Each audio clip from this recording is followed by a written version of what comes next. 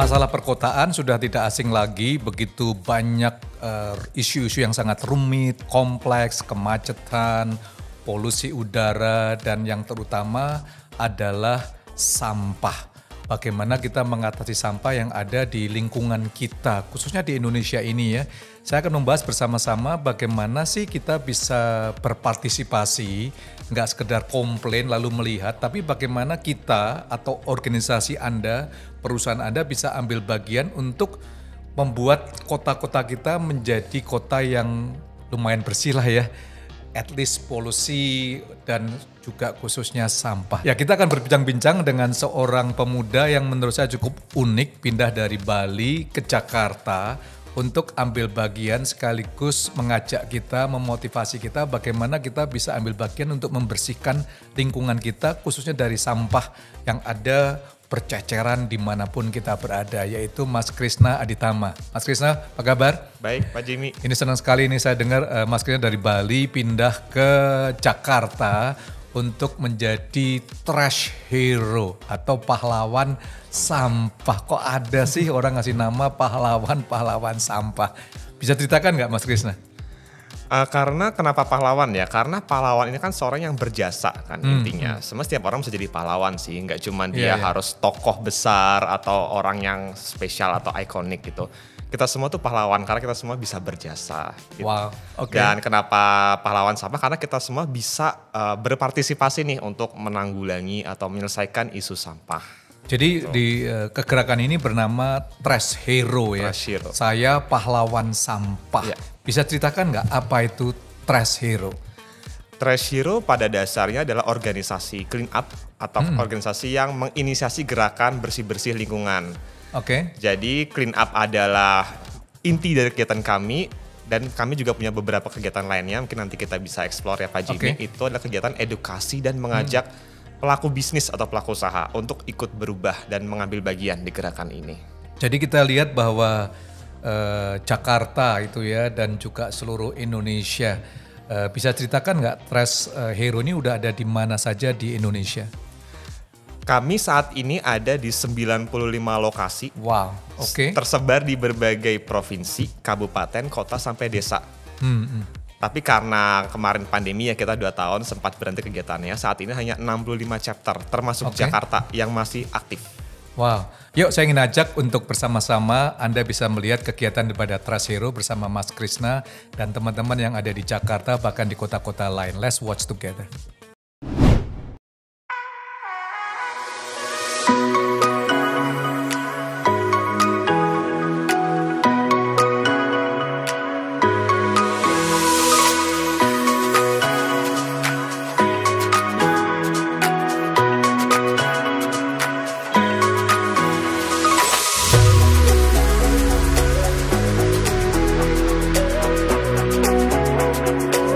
Kita akan ngambil sampah seperti biasa, sampah plastik, sampah pembungkus makanan, besi, kaca, dan kita tidak ngambil sampah yang organik seperti daun, ranting pohon.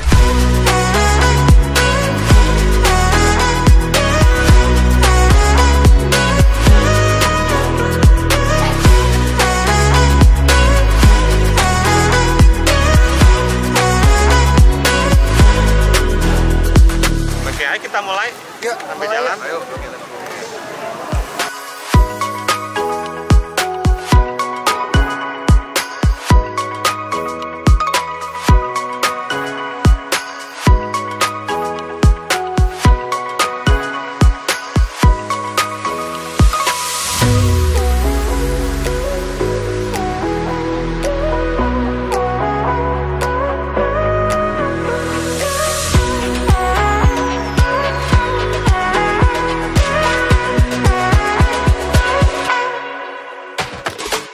Soalnya botol pipis.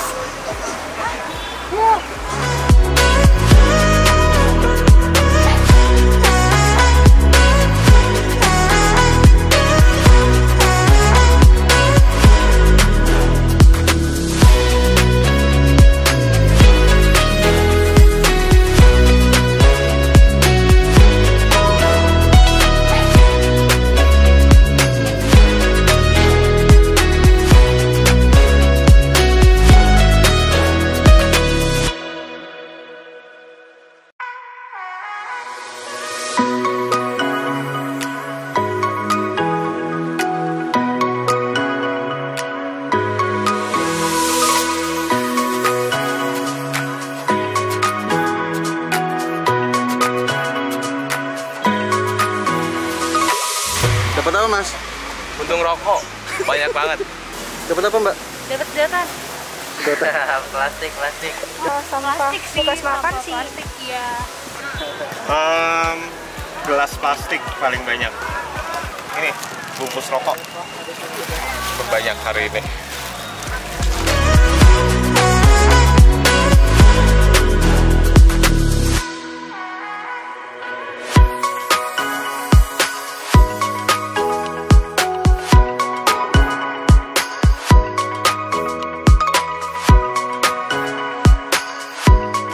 Oke, sedotan terkumpul 240 batang, masker terkumpul 11, tutup botol ada 105, puntung rokok ada 724, dan total sampahnya semua ada 21,9 kilo.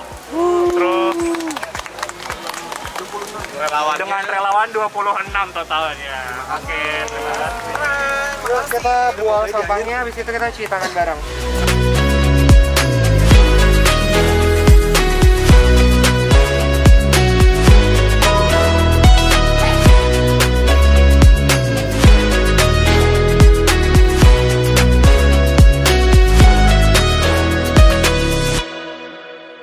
Kalau dari aku sendiri kan untuk program kerja kami kan ada buat bawa isu lingkungan juga kan, dan aku ngeliat dari Trashero juga mereka bawa isu lingkungan juga, terus kayak kegiatannya rutin tiap minggu dan ada bentuknya gitu, jadi aku suka sama Trashero kayak gitu.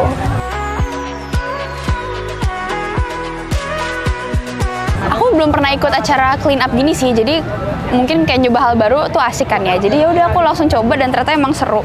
Kita basically cuman ngambil sampah-sampah yang berserakan, kita bantu ngebersihin dan menjaga lingkungan di lapangan banteng ini. Kita tadi sempat muter sekali buat yang ngambil ngumpulin sampah itu. Tadi paling banyak dapat puntung rokok sekitar 700-an, and then ada sedotan 120 tadi. 120-an, terus tutup botol 105. Sama masker tadi 11 dapat 11. Pertamanya dari kita acara penggunaan sehari-hari sih, kayak sampah plastik ini tuh kita nggak bisa menekan penggunaannya ya.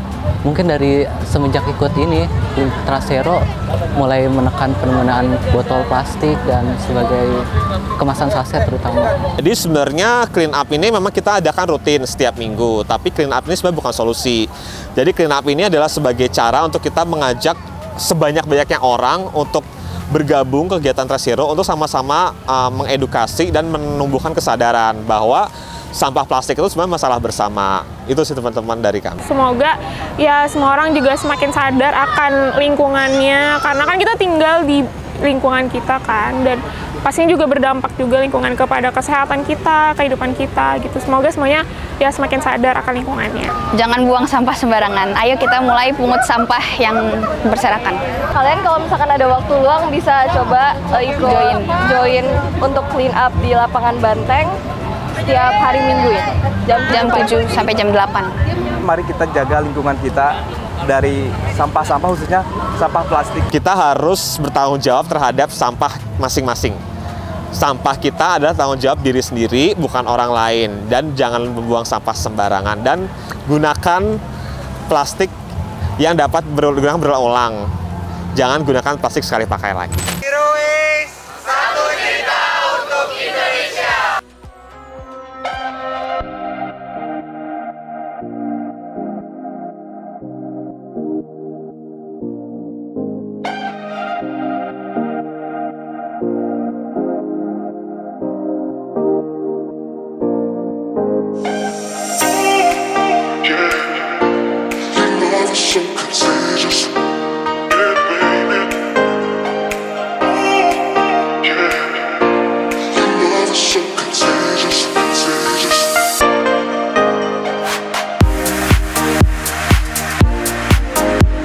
Oke, jadi kesibukan saya selain di Trashero itu saya punya kerjaan sampingan, jaga toko buku.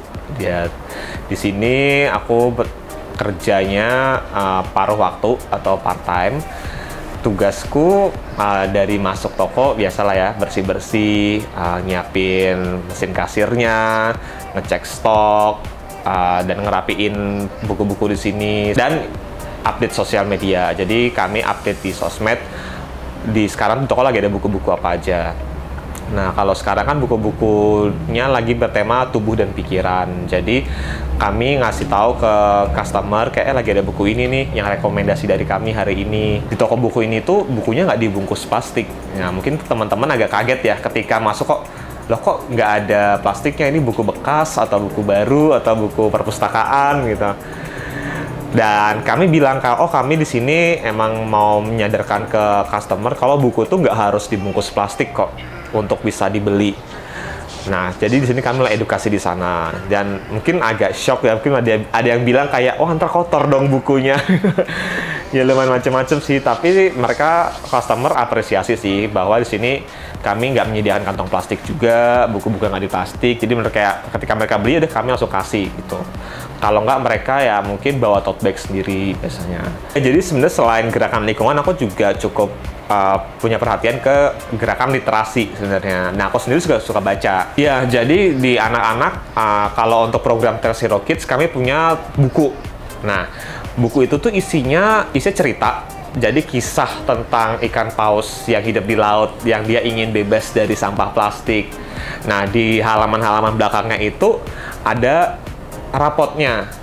Nah, rapot untuk menilai aksi baik apa yang udah anak-anak ini lakukan. Misalnya hari ini tidak membawa bekal dengan kotak makan. Hari ini minumnya pakai tumbler. Itu nanti mereka isi poin sendiri. Jadi kejujuran masing-masing. Aku tuh pengen menggabungkan ini ya, hobi membaca dengan lingkungan. Aku sebenarnya udah janjian nih sama beberapa orang kayak kita kapan nih kita mau bikin sekolah alam gitu.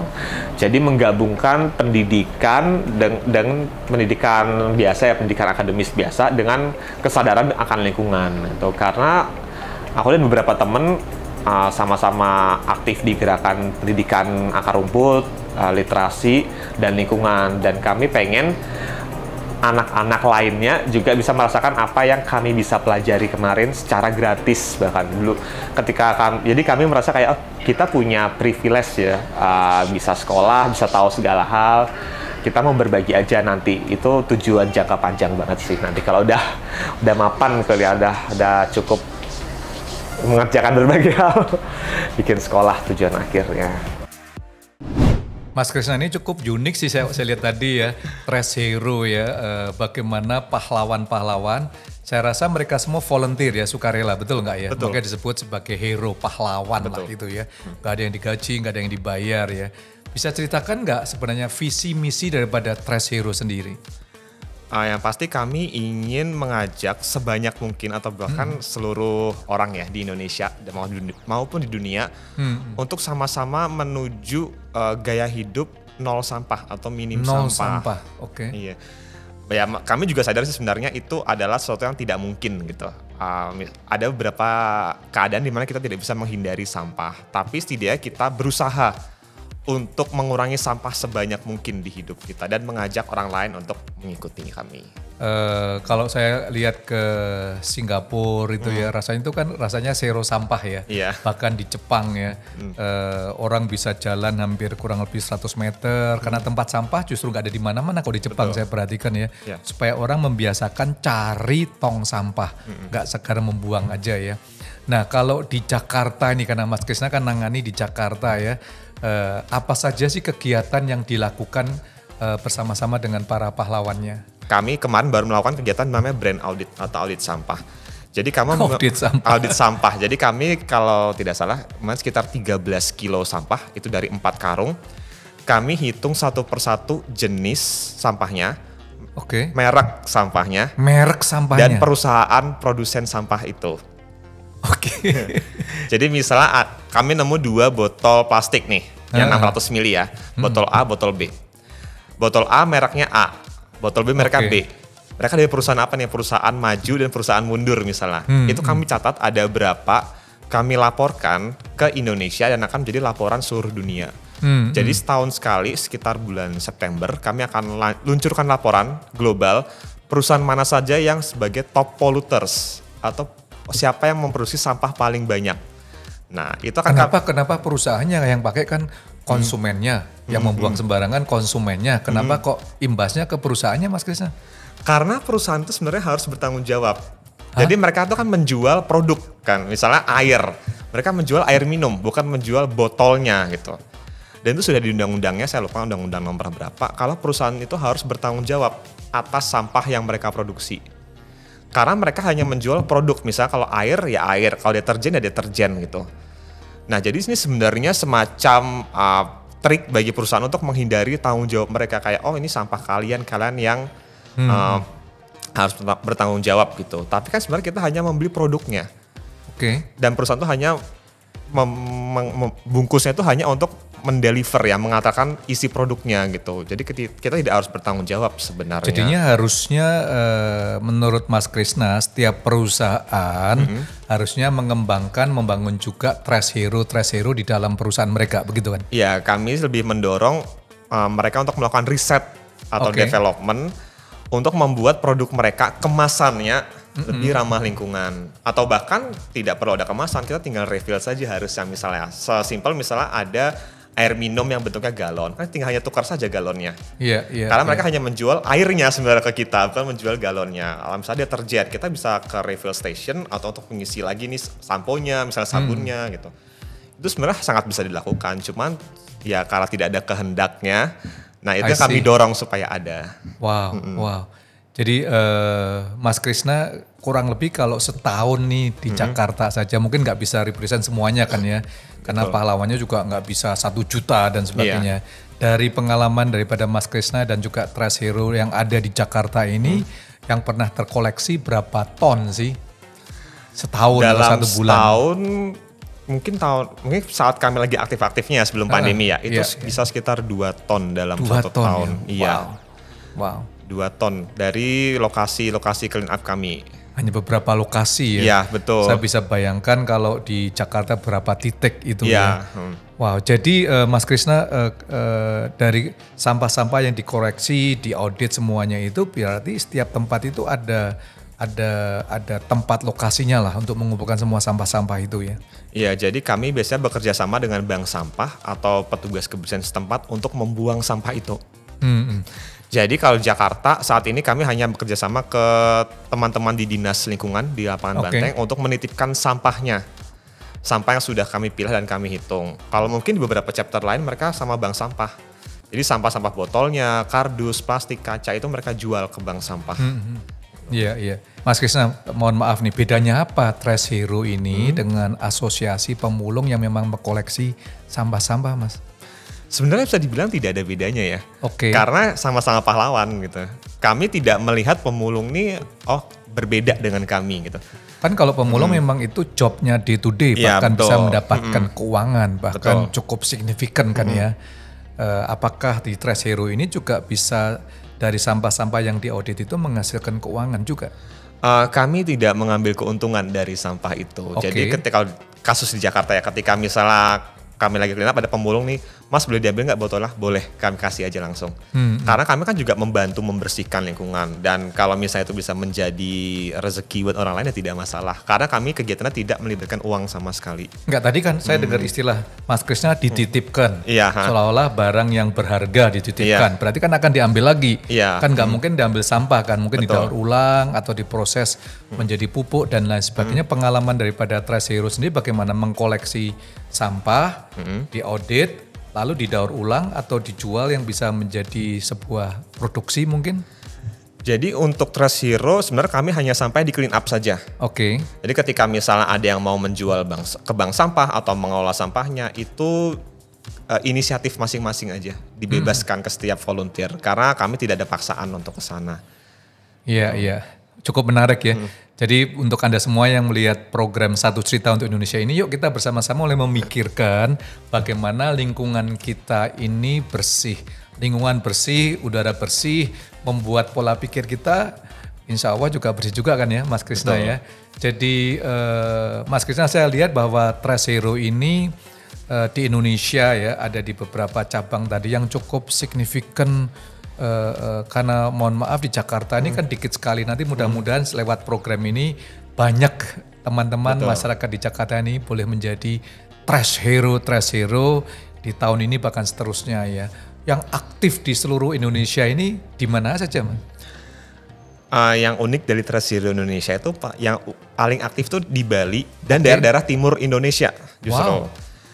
Kami sempat analisis ya, hanya berasumsi saja sih berdasarkan teman-teman ya. Kenapa sih yang di Bali ini aktif banget? Pertama karena mereka di desa, di rumah masing-masing. Jadi rasa memilikinya lebih tinggi untuk menjaga lingkungan. Dan selain mindset dari ajaran agama maupun kebudayaan yang harus jaga lingkungan ya.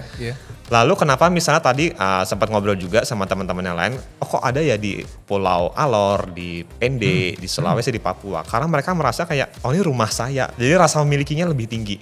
Wow. Mungkin kalau di Jakarta kami hanya berasumsi ya.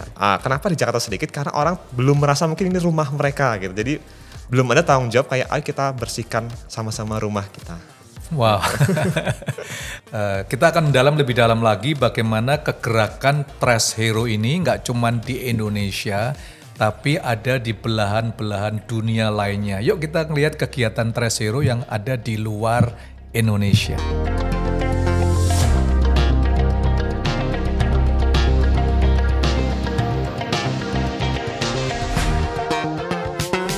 Terima kasih Anda telah menonton dalam video ini.